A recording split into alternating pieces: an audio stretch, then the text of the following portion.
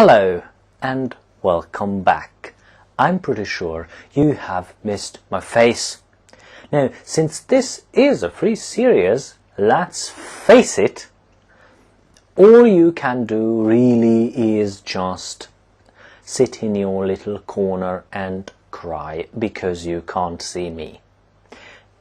But I'm about to tell you my biggest secret ever, that I'm going to return pretty soon with season 3.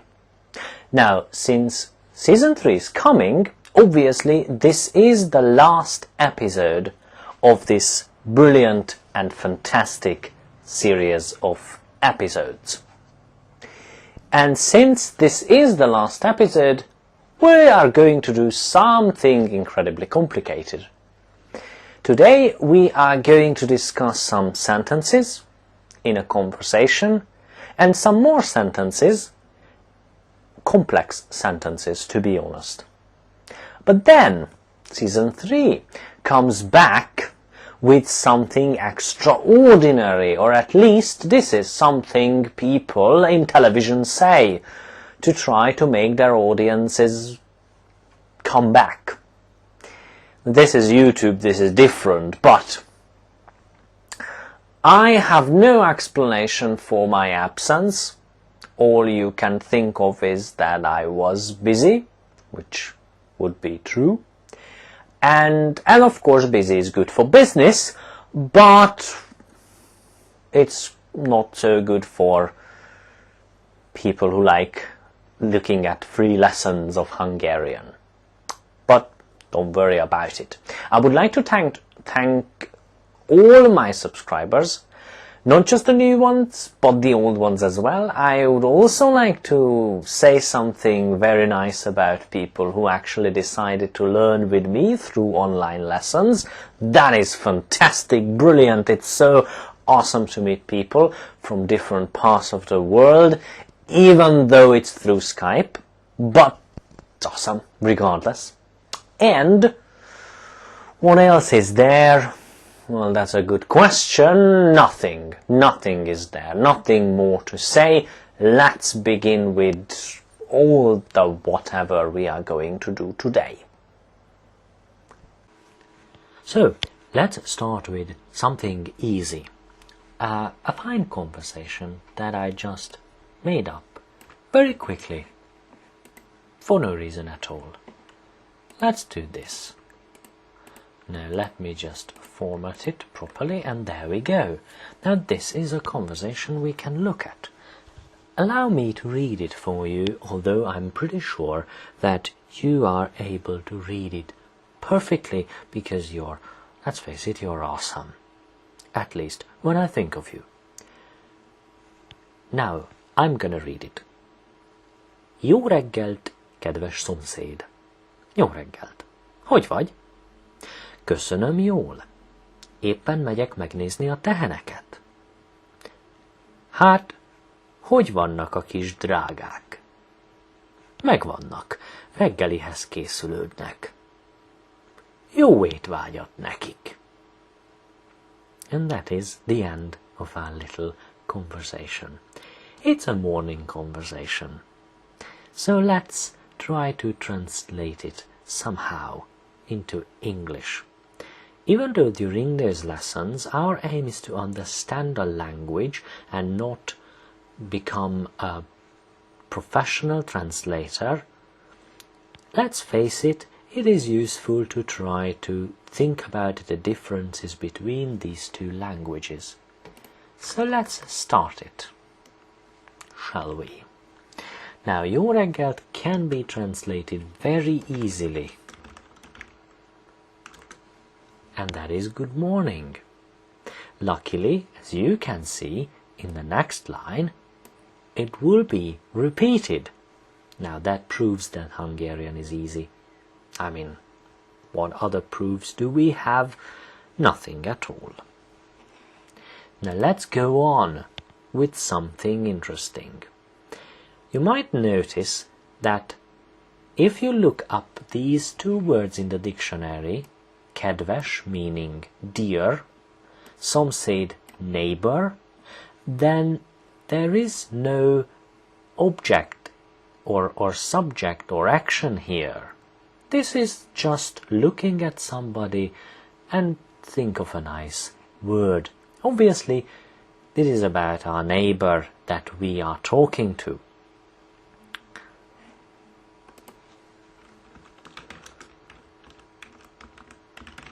So, if I am able to spell neighbor correctly, then this is the translation of the first sentence.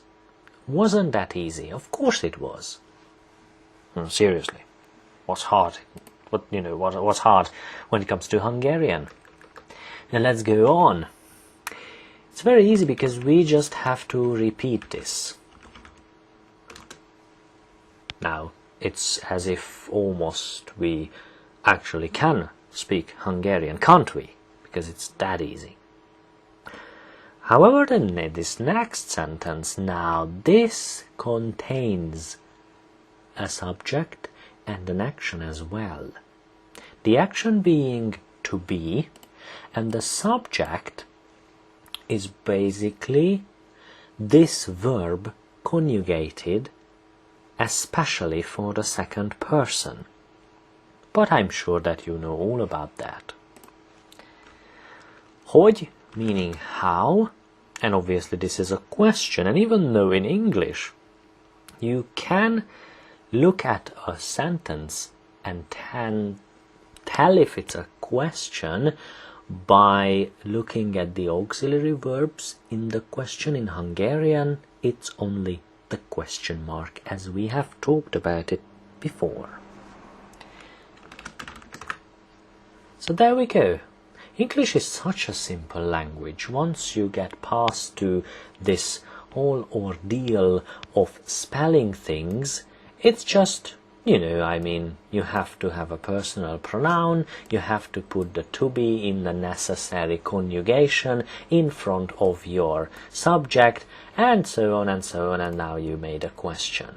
What's harder, this or this one? Well, I leave that to you to decide. Let's go on with this super complicated sentence. Because Köszönöm means thanks or thank you, and jól, well, now that is something we really have to think about. Because if you do something well, you can use jól to describe well, that level you completed a certain task. But here it's obviously after thanks, which in English it would make probably something like fine. And then there is something really devious. You know English, don't you? You speak it probably most of the time. So you know all about present continuous, describing actions that are taking place right here and right now. Now this word describes actions that are happening right at this moment. So when you look at this, megyek, you immediately think that, oh, that means I go. But at this moment, in English you would say, I'm going. And then, very interestingly, we have a word with ni after it that could only be a verb connected to another verb, megyek. So let's talk about néz, to look at something. And let's forget this meg. This is such a complicated thing. We don't have to deal with it right now. So we are going to, because English uses to connect two verbs or ing, but in this case to is fine. And then to look at what? Oh yes, the cows. Because obviously tehén means cow, tehenek, you have to lose the apostrophe here, the accent mark, and then you have to put the T, because it's an object. You are going to look at that object, and then there is a connecting vowel. It's pretty easy, Hungarian is, don't you think? Well, then let's go to the next one, because we don't have time to waste. Hát translates to either back, I mean somebody's back, you know, with all the spine and stuff, but this one acts exactly like well in English. Now, of course, if you think about it, previously we almost translated y'all into well in English in a different context. So I have to mention that just as English, Hungarian tends to use words in different situations, and these words mean different things in those different situations. Such as hát, meaning well. Even though it is a rule, if you are a native Hungarian, you should not start a sentence with hát, because it's ugly. But right now, we don't care. Let's see, hogy, vannak. Wow, that is exactly like this one with a different conjugation, so it's super easy to translate it. How are they? Isn't it obvious? Of course it is. And then there is this, a kis drágák. Now you might remember kis or kicsi, describing something that is small, and then drága, well, it either means expensive or, again, dear, because of course we have two words, drága and kedves, for dear. So what can we do here? Well, obviously we are not master translators, and we don't aim to be. So what we can do here, as always, is describing what happens in that sentence. And what happens here is that we are referring to those little deer cows.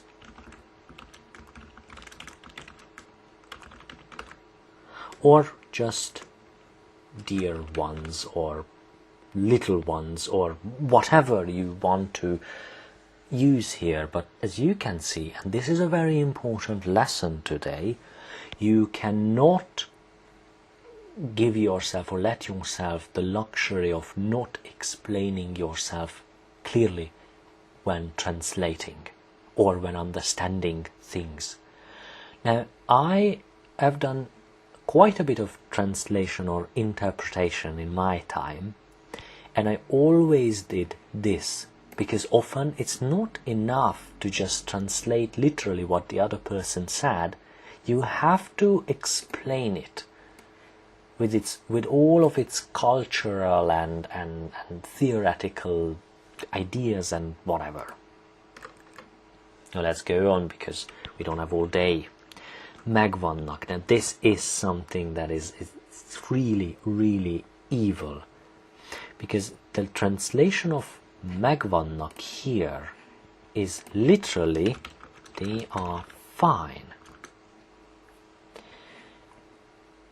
That can be considered as a phrasal verb, such as get up, get on with your life, or whatever English uses as sort of a phrasal verb type expression. We have those as well, like every language. Now, this one is way easier. Készülődnek, with the conjugation and stuff, is preparing. Probably preparing because this conversation is all about this particular moment of time. Obviously in Hungarian we don't have to use éppen all the time. Here we mean exactly like this time, right at this moment. But we don't use these rules of éppen as rigorously as English. So in English, I used this, present continuous, and right now, at this moment, with this sentence, I have to use it again because it's the only way it makes sense. So they are preparing, and then we use has, as in English would be to something, but of course prepositions and endings, like Hungarian endings and English prepositions, can't be translated directly.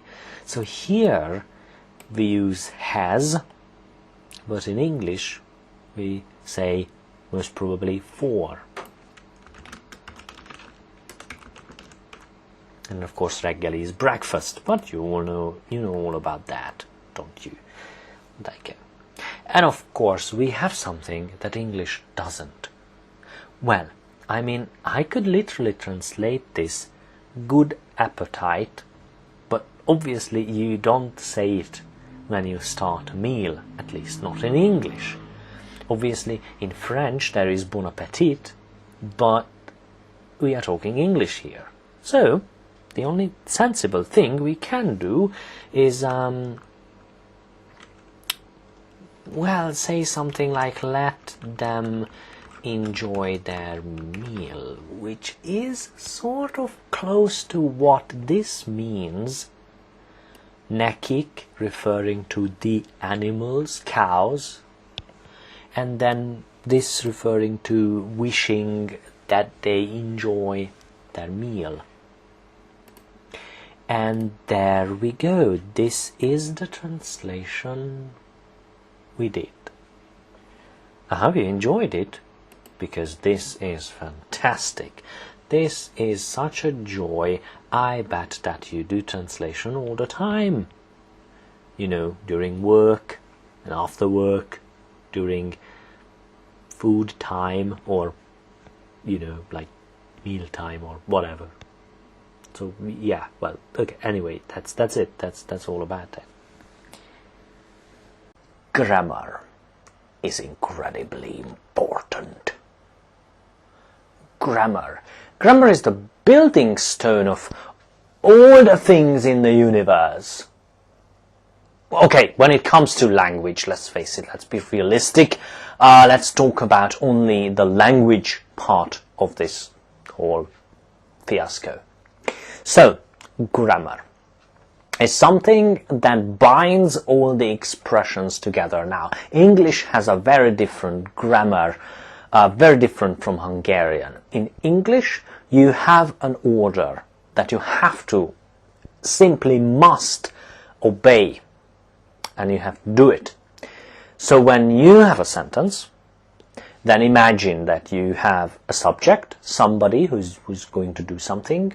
Then there is the actual action, whether that be a negative thing, like I didn't do my homework, or a positive thing, or a question, or something.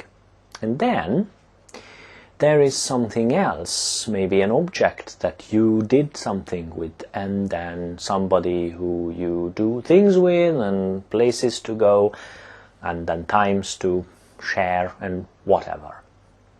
In Hungarian, there are separate expressions for objects, for the action itself, often containing the subject as well. If you remember our one of the first lessons, in the first season even. And then you can move these around as you please. Well, almost as you please, because they mean something different, tiny bit different, every time you mix the order or reorder them. So when it comes to complex sentences, it seems that everything is even more complicated. But don't forget, throughout all the examples that we are going to look at today, a complex sentence is nothing more than lots of sentences with subject, object, and whatever, combined into one big sentence, and you can clearly see all the parts. Now, if you can't see all the parts, well, that sucks. But, you know, I didn't say that you have to include all the parts in a sentence. You don't necessarily have to include the place. Describing the place could be another sentence in a sentence, within another sentence. Alright, let's do some examples, because they are a bit more, well, better. Now, let's do everything. Right, now we have these couple of sentences. I mean, if you think about it, these are 1, 2, 3, 4, 5 sentences. But what if I told you that actually the way you count sentences, at least in my little world, is a tad bit different? Because, well, normally the way you count sentences is you just find all the periods and you regard them as full stops, and that's it. And when you're talking, well, you might make a stop, or if you really want to just grind down what you're trying to say, then you just, shove everything into the other people's ears. But the way I count sentences is not just the periods, but often the commas, and often connecting words. For instance, that és means and. Now, if you think about it, then this sentence and that sentence are equally there. They are on the same level. They start and they end. They have subjects and actions and all that sort of things. So to me, these are two sentences. Now we have 1, 2, 3, 4, 5, 6, 7, 8. Well, this one is 9, and that is the 10th sentence. So now we actually have double the sentences we expected. Isn't that great? Now we have double the work we have to do. But also, even though I mentioned that the work is double, now you have to deal with 10 actions, 10 subjects, 10 objects, maybe. I mean, who knows? We are in the beginning of the adventure. We are going to have, so we know nothing. But the truth is that it makes your job easier, because now we actually divided these very seemingly complicated sentences into simple ones, just like we did before in our conversation. So now what we have to do is quickly translate them, because now they are easy as pie, or I don't know, I mean, I like hamburgers as well. But I don't really get English proverbs. I don't really get Hungarian proverbs, actually, most of the time. They are so arbitrary, they are so not objective. But anyway, that's languages for you. Okay, so 12.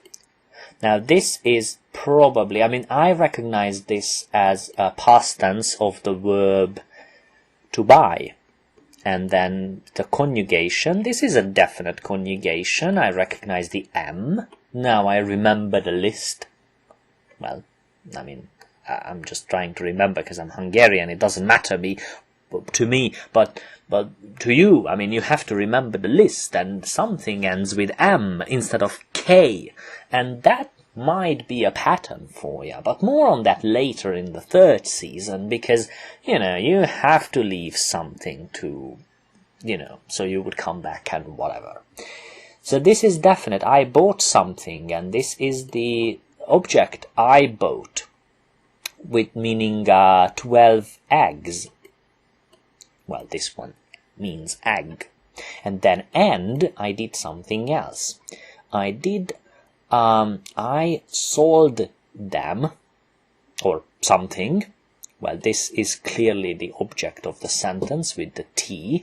Of course, not everything ending with T is an object, so you have to pay attention. You have to make sense of the sentence. So I sold this one's car, so cars, 3 cars actually. So I bought 12 eggs and I sold 3 cars. Very good. Probably made a hell of a profit. And this happened. This is week. So that is an expression meaning last week. It makes as much sense as when you say last week. Because, I mean, just think about it. Think a little bit about English. We say past week, because that means past. You say last week. Now, the last week on Earth also makes sense. So why is it the last week? Well, probably the thought process was that the last week that you, I don't know, had to deal with in the past, and the present week is the present week. So I don't think I should go down that road, by the way. Let's go to the next sentence, because we don't have a lot of time. Well, we have all the time in the world, I'm just saying, because that makes us hurry. So this one means or. You can clearly find it in a dictionary.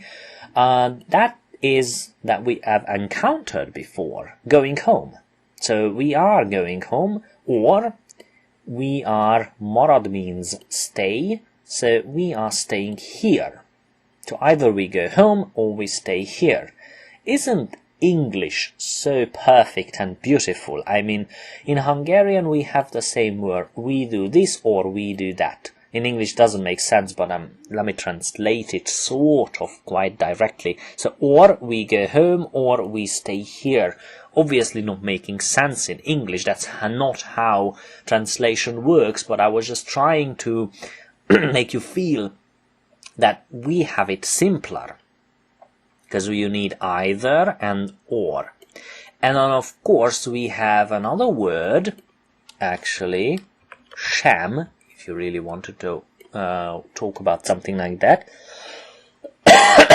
Sorry. That's not going to be edited. We don't have time.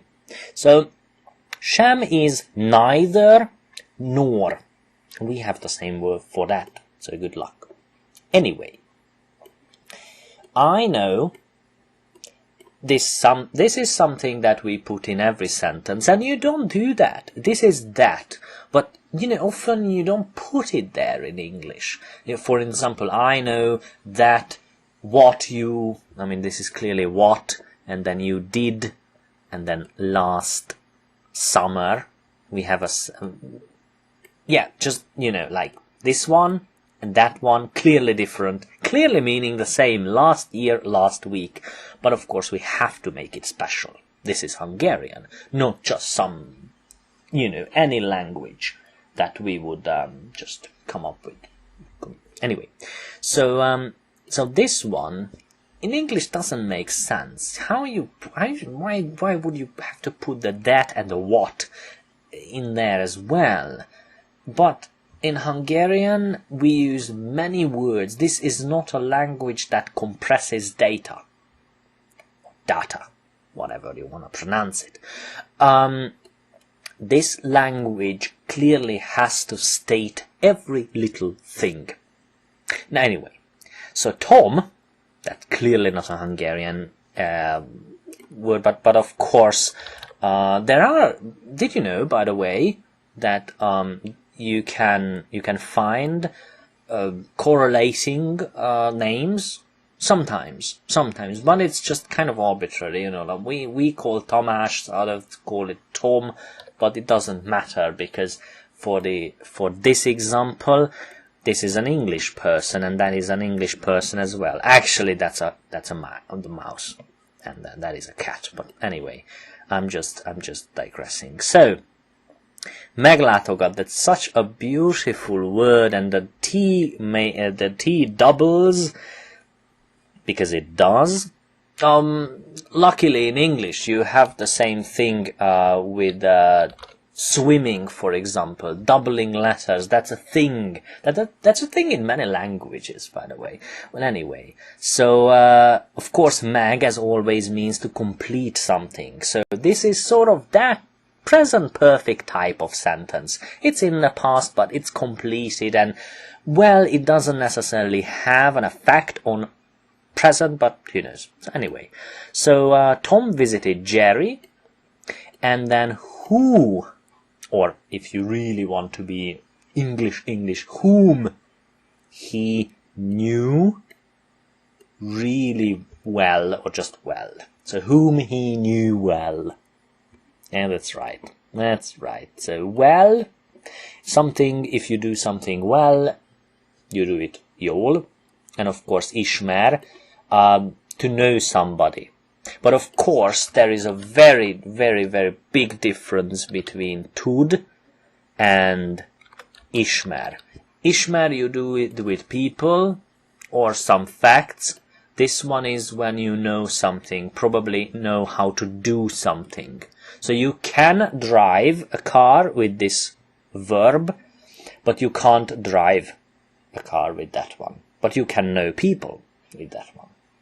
Anyway, so Bela, something in the middle, which we could live without, but apparently not. So Bela now walked with a sad face. Of course, this is volvel, the vid, but of course you can't just put it there like that, because we, or at least this attachment, adapts. As always, such a little clone. Anyway, so who was always happy? And of course I have to jump back and forth, because English is quite linear compared to Hungarian. Well, anyway, so Bela, who was always happy, now walked with a sad face. There you go. Now, let's get over the fact that this one should, can, and should be phrased very differently if we want to be true Hungarians. But of course, if you want to be true Hungarians, you need many, many years of training, or you have to be born here. And it's not enough to be born here. You have to have that sort of wanting more kind of attitude. And then, you know, I mean that you have that in English, of course, as in any language. You can say, hey, wanna take some break, yo? Or you can say that, may I ask for some R&R? To be very militaristic, or whatever. You know, different expressions, different people, different situations. Anyway, so, my point is that this is the end of season 3. Yeah, that's right. This is the end, truly the end, and fortunately I don't have time to be here in person.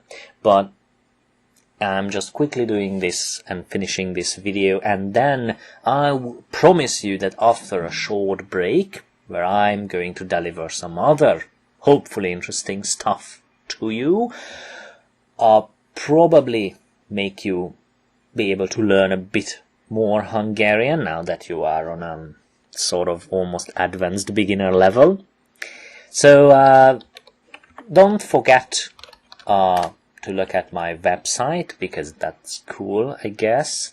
And then of course you can directly go to Learn Hungarian, which doesn't make sense if you don't want to learn Hungarian, but then again, it's your choice. I'm not judging you, you know, I mean, it's fine. I could use the money, but you know, I mean, you don't have to. I mean, I'm not being passive-aggressive right now. No, not at all. Not even ironic or sarcastic. That's ridiculous, absolutely. Anyway, so, but for those of you who are, I don't know, maybe afraid of me, because I'm a very scary person, you might know that both on Facebook and on Skype, you can look for me and I have this fantastic username, not actually related to what I do. I mean, think about it. This is my name, and this states something that sort of true, but you know, I mean, I'm not saying that makes sense. Well, who knows? Okay, thank you very much. I would want to finish this in person, but again, time constraints. But then again, I really hope you enjoyed it. Any questions, just look for me. Questions are always free. Don't be afraid to ask questions. I can always say no, you know, because you're bothering me. But you're not! So just shut up and find me. Anyway, so thank you very much for listening. I hope that you have learned something today. Alright, and season 3 is coming. Jesus Christ, I can't even talk. Okay, right.